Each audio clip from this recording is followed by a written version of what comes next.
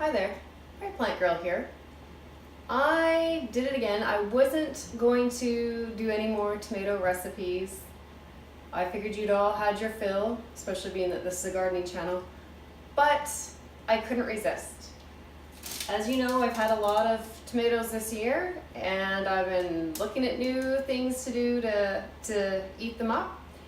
And I came across this recipe probably a month ago now, tomato galette. I found it on the Midwest Living website. This is delicious. If you haven't made one of these, you've got to try it. So I thought, what the heck, one more tomato video for you, and I'll show you how I made this so that you can make one at home and enjoy your fresh garden tomatoes with this delicious dish as well.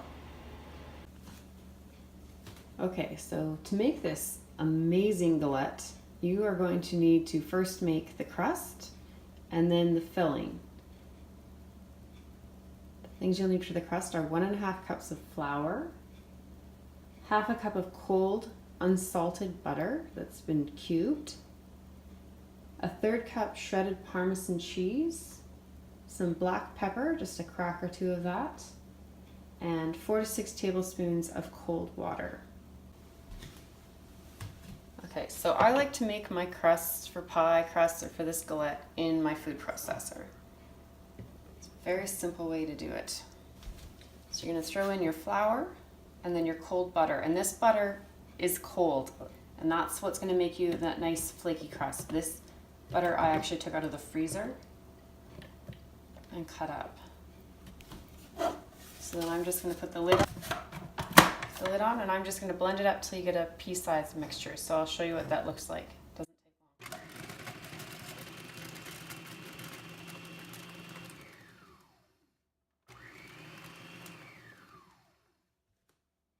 So I don't know how well you can see that, but you can see the butter has been broken down into very small little pieces and mixed in with the flour. And that's what you want. That's what you're looking for. Okay, so we're just going to sprinkle in our Parmesan cheese. Throw in a couple of cracks of pepper. Just a quick mix. Now I'm just going to slowly pour my water in while I mix until it forms a ball, and then I might only need a part of this water, or I might need it all, so we'll just see what it takes.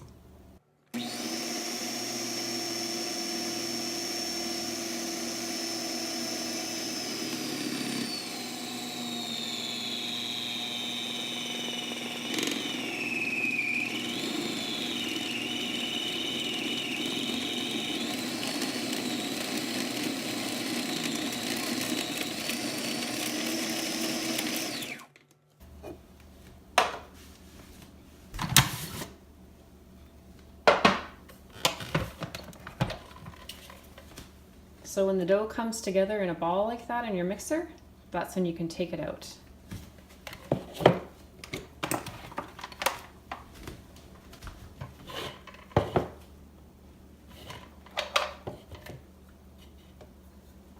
So now I'm just going to take that dough out of the mixing bowl, form it into a disc.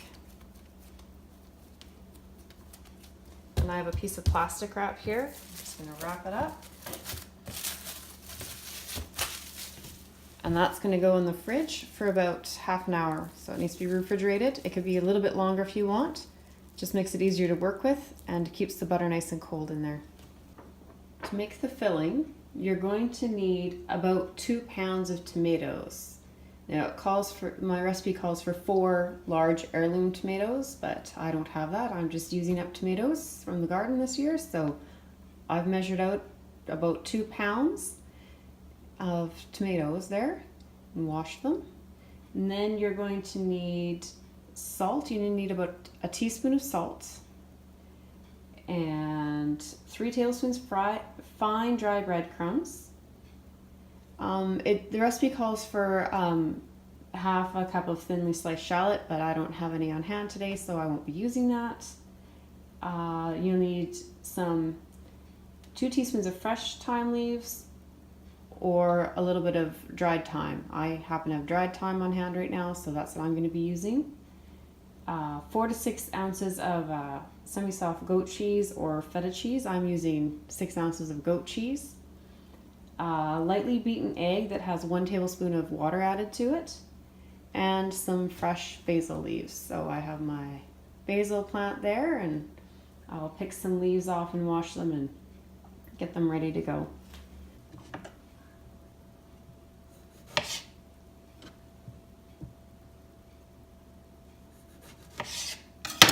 Again, you just need to scoop out the seeds.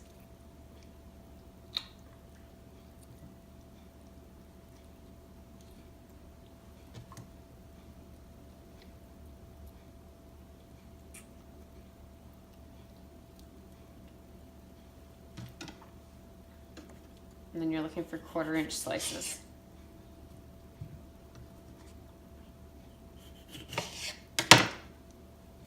And once I've sliced them, I'm just lining them up in the strainer. You could put them on a paper towel or on a wire cooling rack. You just want somewhere where they can drain, and we'll be sprinkling salt over them once they're all done, and getting all that extra moisture drained out of them. So I'm going to finish up these tomatoes, and we'll let them sit here for about half an hour and drain out any juice that's in them. And then we'll get the dough out and finish putting this together. Okay, so once your dough has had some time to chill and rest, just unwrap it, set it on a lightly floured board, and then you just roll it out to about a 13-inch circle. Be about, I don't know, 34 centimeters maybe.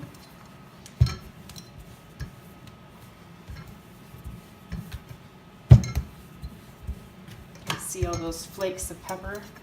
I don't know if you can see the different color, the lighter specks in there. That would be the cold butter. So you don't need it perfect. It's a galette, which is kind of a rustic thing anyways, so once we have it there, just take it, pop it off our board, and throw it into a pan. I've lined the pan with a piece of parchment paper, and now we're just going to take those breadcrumbs, nice fine breadcrumbs, and we're just going to spread them out, leaving a couple of inches on the edges. Spread them out. That'll help absorb some of that moisture from the tomatoes. Here's my tomatoes and my thyme.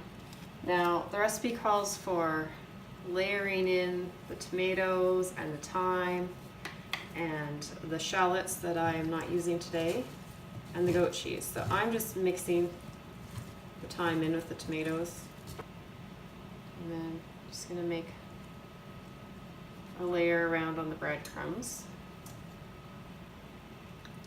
Remember, a galette is a rustic dish, so we're not looking to make it fancy and beautiful.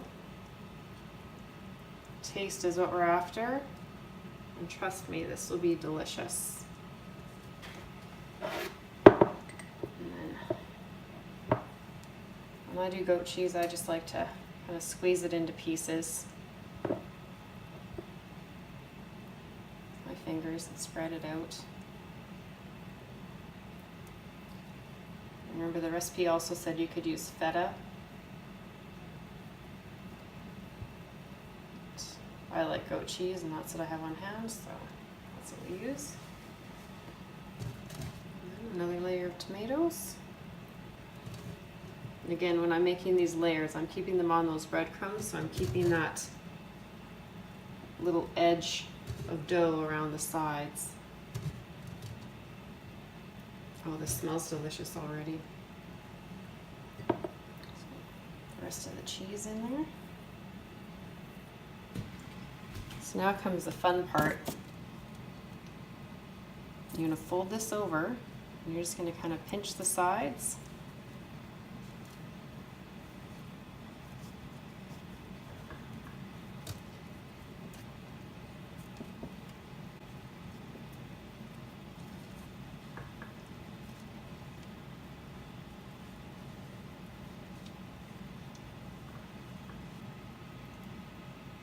Brush it with that beaten egg and water.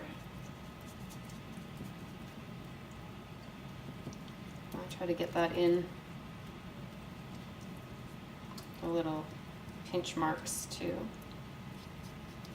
It'll help hold things together and give it a nice sheen. You're just going to brush this over the whole thing.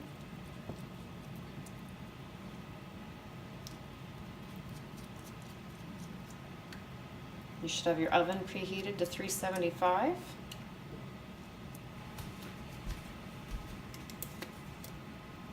So I didn't use the whole egg. I just brush it till it's evenly coated everywhere. And then I'm just going to put one last little sprinkle of thyme. Pop it in your preheated oven. It's at 375. You're going to bake it for 30 or 40 minutes until that crust is nice and brown and a little bit crisp. Okay, so it's been 35 minutes.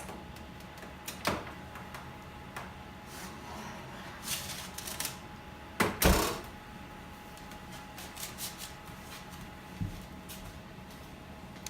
can see that. It looks gorgeous. There's a little bit of browning on the cheese and the crust.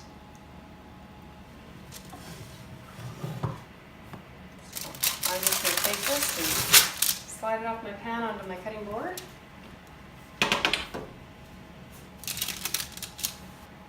And then I have some basil, and while I was waiting for it to cook, I picked some basil, washed it and dried it. You could just put the leaves on whole, but I like to just give it a little snip across the top. Just depends how big your leaves are, how many you're going to want, and how much you like that fresh basil taste.